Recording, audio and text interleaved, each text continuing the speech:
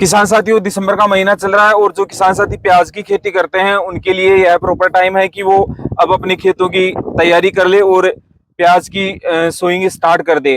काफी किसान साथियों से सुना है कि हम खेतों को अच्छे से तैयार करते हैं, सारा काम प्रॉपर तरीके से करने के बाद भी पता नहीं कहाँ कमी रह जाती है कि उनके जो प्याज की क्वालिटी है और क्वांटिटी है वो अच्छी नहीं आ पाती। आज हम आपको लेकर आए हैं हमारी प्याज खेती के एक्सपर्ट हैं डॉक्टर सावरमल चौधरी साहब के पास, जिनके प्याज की क्वालिटी और उत्पादन की जो क्वांटिटी है उसे देखकर न केवल राजस्थान से बल्कि बाहर से भी किसान आते हैं और इनके खेतों की विजिट करते हैं और इनसे प्याज उत्पादन की तकनीकी जानकारियां लेते हैं। तो आप भी अगर प्याज की खेती कर रहे हैं तो वीडियो के लास्ट तक जरूर बने रहे, क्योंकि आज प्याज की खेती करने का एक ऐसा नुस्खा, ऐसी तकनीक हम डॉक्टर साहब से जानेंगे जो निश्चित तौर पर आपको कम खर्चे में प्याज का एक अच्छा उत्पादन देगी। डॉक्टर साहब राम राम साहब। राम राम सर। राम राम डॉक्टर साहब, स्वागत है आपके अपनी यूट्यूब चैनल खेती तकनीक में। और अभी प्याज की जो खेती है उसकी सोइंग का चुवाई का टाइम चल रहा है। तो डॉक्टर साहब, बहुत से किसानों की ये समस्या रहती है कि हम प्याज प्रॉपर तरीके से लगाते हैं फिर भी उसकी जो क्वालिटी है, जो क्वांटिटी है उत्पादन की, वो सही नहीं बैठ पाती। तो इसका क्या कारण है, कौन सी सावधानियां हमारे किसान साथी बरते कि एक अच्छा और क्वालिटी वाला उत्पादन ले पाए? मदन जी, इसमें क्या है, किसान आजकल तो वैसे तो सब खेतों को अच्छी तरह से तैयार कर रहे हैं। सबसे पहले तो खेत को तैयार जुताई अच्छी तरह से हो, उसमें गोबर का खाद पर्याप्त मात्रा में डालना चाहिए। कितना क्या डाले, जैसे अपने अगर एकड़ की बात करें ना अपन, तो कम से कम एकड़ में 10 से 12 ट्रॉली सड़ा हुआ जो गोबर का खाद डालना चाहिए। सबसे मुख्य तो ये है। अच्छा, फिर अच्छी सी जुताई कर दो आप खेत की। रोटावेटर जो और जुताई के लिए तो हमारे इधर के सभी किसान आजकल एक्टिव हो रहे हैं, अच्छी तरह से खेतों को तैयार कर रहे हैं। और इसमें बेसिल डोज के लिए इसमें सर एनपीके की जरूरत होती है। एनपीके कई किसान साथी जैसे डीएपी डालते हैं, तो डीएपी बेस्ट रहेगा या एनपीके? अगर एनपीके मिल जाए ना, कोई भी से वेजिटेबल से वैरायटी हो, सब में एनपीके ज्यादा बढ़िया होता है डीएपी की बजाय। अगर डीएपी डालते हैं तो उसमें नाइट्रोजन प्लस फास्फोरस आता है, पोटास नहीं आता है। जबकि अपने जो जितने भी सब्जी वर्गीय पौधे हैं ना, उनको एनपीके की जरूरत होती है। अच्छा, ज्यादा बेस्ट रहेगा। अगर डीएपी डालते हैं तो उसमें पोटास अलग से लेना पड़ेगा। तो किसान साथी अब देख ले, सावर जी का कहना है कि अगर आप डीएपी के बनिस्बत एनपीके को अगर डाल रहे हैं तो बेटर रहेगा। तो काफी किसानों से सुना है कि एनपीके हम डाल देते हैं, फिर उसकी जो जमीन में घुलनने की या जो फूटने की प्रक्रिया है वो नहीं हो पाती। तो नहीं, वो तो जैसे पौधा धीरे धीरे आवश्यकता अनुसार वो तो ऑटोमेटिक जमीन में दबने के बाद एनपीके हो चाहे डीएपी हो, जी जैसे ही जमीन में दबने के बाद ही वो काम करेगा। नमी जैसे उसको मिलेगी वैसे ही काम करते रहे। अच्छा, एनपीके किसान साथी कितना क्या डाले, उसकी कोई डोज रहेगी?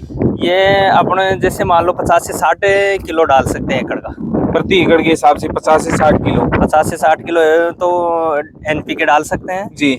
और एकड़ का 8 किलो माइक्रोराइजा डाल सकते हैं। माइक्रोराइजा कोई विशेष काम करेगा इसमें? वो रूट को जल्दी डेवलप कर देता है। अच्छा, जब हम नर्सरी लगाते हैं तो पौधे की जल्दी ग्रोथ के लिए माइक्रोराइजा बेस्ट रहेगा? माइक्रोराइजा रहेगा। दीमक के लिए फिप्रोनिल आता है। फिप्रोनिल, तो इसकी क्या दानेदार फिप्रोनिल की क्या मात्रा किसान साथी? एक एकड़ के लिए 4 किलो काफी। 1 एकड़ के लिए 4 किलो काफी। अच्छा, इसके अलावा और कोई बेसिल डोज? इसके अलावा बेसिल डोज में देखो एनपीके मैन आ ही गया इसमें जी, ये माइक्रोराइजा आ ही गया, बिल्कुल, फिप्रोलिन आ ही गया।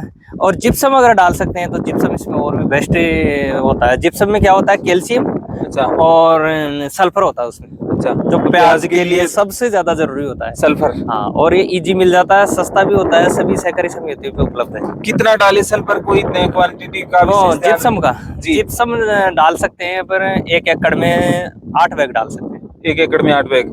किसान साथी ध्यान दे, काफी जगह, काफी कोऑपरेटिव सोसाइटीज में जो आपकी जिप्सम है पर्याप्त मात्रा में उपलब्ध रहती है, पर अपन ऐसे सोचते हैं कि ये तो कचरा है, राख है, इसको डाल के खेत में क्या करेंगे। डॉक्टर साहब कह रहे हैं कि अगर जिप्सम आपको उपलब्ध हो जाए तो प्याज में आपको डालनी ही डालनी है, तो इस बेसिल डोज को भी आप विशेष तौर पर इसको ऐड कर ले। अच्छा डॉक्टर साहब, ये अपना बेसिल डोज हो गया, इनको डालने का सही तरीका क्या रहेगा? क्योंकि कई बार देखा जैसे पाटा लगा दिया किसानों ने और पाटा लगाने के बाद उसमें तुनक देते हैं, सभी को हाँ, वो भी बेस्ट तरीका है।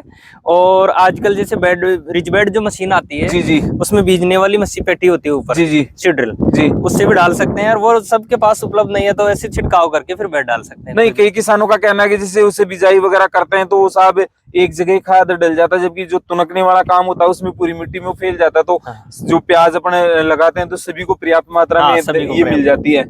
तो किसान साथी ध्यान दे, डॉक्टर साहब का कहना है कि अगर आप तुनके भी कर रहे हैं, बेड डाल रहे हैं, तो वो भी आपके लिए बेस्ट रहेगा। इससे क्या है, आपकी जितनी भी मिट्टी इकट्ठी होकर बेड में आएगी, बेड में उसमें सारी में पर्याप्त मात्रा में जाएगा, आपकी बेसिल डोज हो जाएगी। अच्छा, जैसे आपने बेड डाले हैं, जबकि काफी किसान साथी है फ्लैट सरफेस पे लगाते हैं, तो इसका भी कोई विशेष कारण है बेड में डालने का और फ्लैट सरफेस में डालने का? जैसे अपन तो क्या है सर, मल्च में कर रहे हैं। जी जी जी, जो मल्च में नहीं कर रहे हैं वो तो फ्लेट्स में कर सकते हैं। अच्छा। जो मल्च में करना चाहते हैं उसके लिए तो बेड अनिवार्य है। नहीं, कई किसानों को मैंने देखा है मल्च में नहीं करते, फिर भी वो बेड डालते हैं, तो इसका कोई विशेष कारण? बेड पे से वो क्या है, पानी जैसे चलाते हैं, मैं तो ड्रिप से चलाता हूँ, कोई इरिगेशन से भी चलाते हैं, तो हाँ, काफी प्लेट्स किसान में साथी करते हैं। तो वो पानी ज्यादा मात्रा में अगर लग जाता है तो पूरा प्याज उसमें पानी भर जाता है। प्लेट सरफेस वाले में। और बेड में क्या है, वो प्याज ऊपर रहते हैं, तो अगर एक्स्ट्रा पानी होता है तो जगह रहती है बीच में, उसमें अच्छा, चला उसमें जाता है, निकल जाता तो है। जड़ गलन वाली समस्या नहीं अच्छा आती। अच्छा, तो ये इसका तकनीकी कारण है। तो जैसे आपने बेड तो बना लिया, बेड बनाने के साथ साथ आप हमारे किसान साथियों को दिखाए मल्च का प्रयोग कर रहे हैं, और काफी किसान साथियों को मैंने देखा है कि आजकल जो ये सब्जी वर्गीय जितनी भी फसलें हैं उनमें मल्च का काफी विशेष उपयोग कर रहे हैं। तो डॉक्टर साहब, इसका भी कोई विशेष कारण है, कोई विशेष मल्च फर्क पड़ने वाला है इसके हाँ। उत्पादन और क्वालिटी पे? मल्च पे ऐसा होता है, पानी कम लगता है। अच्छा, पानी की वाष्पीकरण कम होता है। जी जी, और मल्च में जो प्याज की है ना, वो चमक, शाइनिंग, अच्छा अच्छा, वो सबकी समान आएगी, क्योंकि नमी रहेगी तो सबको समान रूप से पानी मिलता रहेगा। जी जी, और पानी कम लगेगा। जैसे अपन बिना मल्च लगाएंगे तो आपको कम से कम 3 से 4 पानी एक्स्ट्रा देने पड़ेंगे पूरे सीजन में। अच्छा, ये जो अपने खरपतवार भी नहीं होगी जी। अच्छा, इसमें जैसे रोगों का और जो अपने पेस्टिसाइड स्प्रे वगैरह करते हैं उसका भी कोई विशेष फायदा मिलने वाला है कि खर्चा कम होने वाला है क्या? हाँ, खरपतवार कम होगा तो इंसेक्ट कम आएंगे। अच्छा, इंसेक्ट कम आएंगे, इसमें फंगस भी कम आएगी। अच्छा, खाद दवाई है ना, उसका कम खर्चा हो जाएगा। तो जैसे किसान साथी कहते हैं कि साहब ये मल्च वाला जो सिस्टम है काफी महंगा पड़ जाता है, तो ऐसा है क्या? जहां तक मैं सोचता हूँ, अगर अपने खरपतवार निकलवाने के लिए मजदूरी लगाएंगे और करेंगे, तो मेरे को लगता है कि भाई अपना मल्च फिल्म काम में ले रहे हैं ना, तो उसका जो मजदूरी का खर्चा है, इसका खर्चा है, बराबर सही आने वाला दिखता है। मल्च फिल्म से ये होता है, अगर अपन बिना मल्च लगाते हैं तो कम से कम प्रोडक्शन कम आता है 25%, और मल्च में 25% प्रोडक्शन बढ़ जाता है। प्रोडक्शन भी ज्यादा मिल रहा है और अपने को मजदूरी के पैसे भी ज्यादा देने पड़ रहे हैं। तो अब किसान साथी देख सकते हैं, आप अगर मोटा अंदाजा ये लगा रहे हैं कि साहब मल्च फिल्म के पैसे ज्यादा देने पड़ेंगे, पैसे आप दे रहे हो ज्यादा, तो आपको सबसे पहली तो खरपतवार से निजात, आप जो इंसेक्टिसाइड्स वगैरह डाल रहे हैं या पेस्टिसाइड वगैरह डाल रहे हैं, उनके खर्चे से आपको निजात मिलेगी। और पानी कम डालना पड़ेगा। पानी कम डालना पड़ेगा। और डॉक्टर साहब कह रहे हैं कि जो आपकी यील्ड है, जो उत्पादन है, वो 25% ज्यादा मिलने वाला है। तो अब आप देख सकते हैं भाई, मल्च फिल्म का प्रयोग करके आप एक अच्छा और क्वालिटी वाला उत्पादन लेना चाह रहे हैं या बिना मल्च के करना चाह रहे हैं, वो आप पे डिपेंड करता है। और इसमें सब प्याज इकसार आएंगे, उसमें कोई छोटा बड़ा बहुत कम मात्रा होगी, कि वो छटने वाला प्याज होता है ना, बिल्कुल जिसको अपन बोलते हैं जी जी जी जी, छर्री जिसे देसी भाषा में नहीं आएगी इसमें। अच्छा डॉक्टर साहब, जैसे एक मैं किसान साथियों के लिए पूछना चाहूंगा, आपने ड्रिप इरिगेशन लगा रखा है। हाँ। कई किसान साथी जैसे मिनी स्प्रिंकलर है या स्प्रिंकलर है, उससे भी सिंचाई करते हैं। उससे तो भी कर रहे हैं। इसमें जैसे आपने बेड की चौड़ाई कितनी ली है? इसमें 1.25 मीटर की पन्नी है मल्च। अच्छा, तो 1 मीटर का बेड है। तो इस पे आपने 2 लाइन डाल रखी है मिनी की, इसकी ड्रिप इरिगेशन की। अच्छा, इसको जैसे ड्रिप इरिगेशन डाल के इस पन्नी में लगा रहे हैं, और इसको मिनी से या स्प्रिंकलर से भी सिंचाई कर सकते हैं क्या? हाँ, कर सकते हैं, लेकिन उसमें पानी थोड़ा सा एक्स्ट्रा चाहिए।